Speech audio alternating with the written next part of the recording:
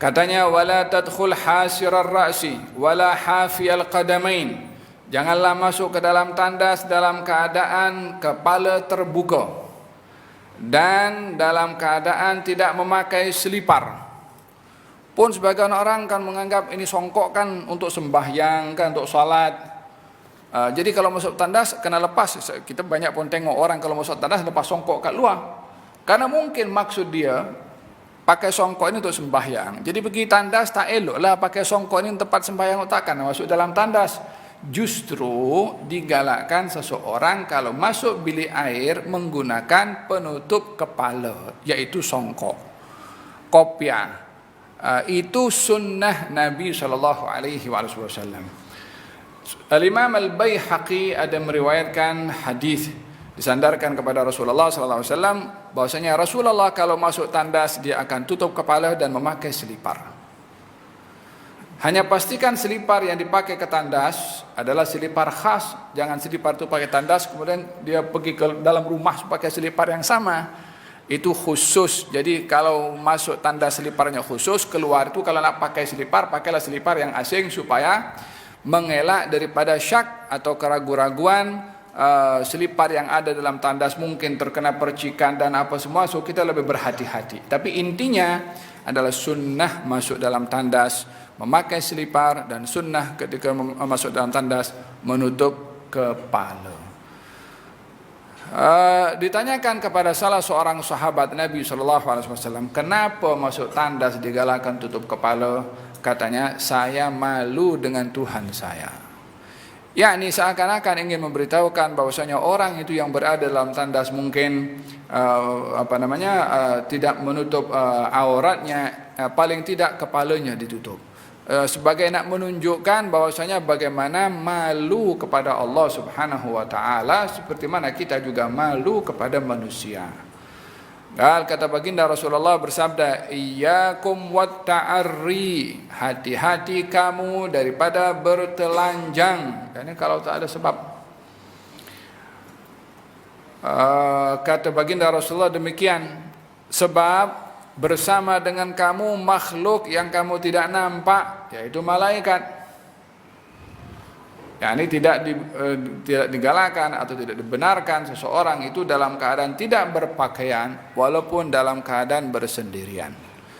Kata sahabat, ya Rasulullah, kalau kami sendirian macam mana dalam bilik tak ada orang nampak pun? Kata Nabi, Allah lebih patut untuk kamu malu daripada kamu malu kepada manusia. Yakni tidak dibolehkan dalam keadaan tidak berpakaian walaupun bersendirian kecuali dalam situasi-situasi tertentu seperti hal-hal yang terjadi antara suami istri.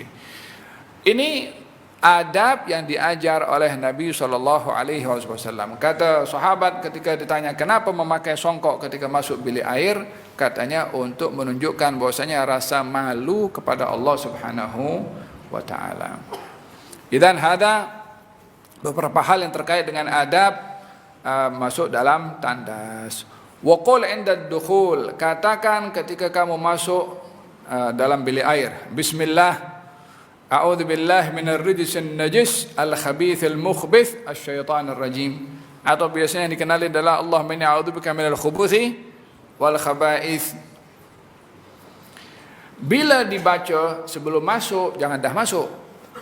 Karena kalau masuk sudah masuk dalam tandas tak boleh sebut nama Allah Subhanahu wa taala. Jadi di luar dulu sebelum masuk baca doa bismillah a'udzubillah min rijsin najis al khabithil mukhbith minasyaitanir rajim. Dibaca sebelum masuk dengan suara bismillah Allahumma inna a'udzubika minal khubuthi wal khaba'ith. Baru kaki kiri dilangkahkan masuk ke dalam. Kalau terlupa macam mana? Kalau terlupa dia boleh keluar, masih belum berbuat sesuatu, keluar.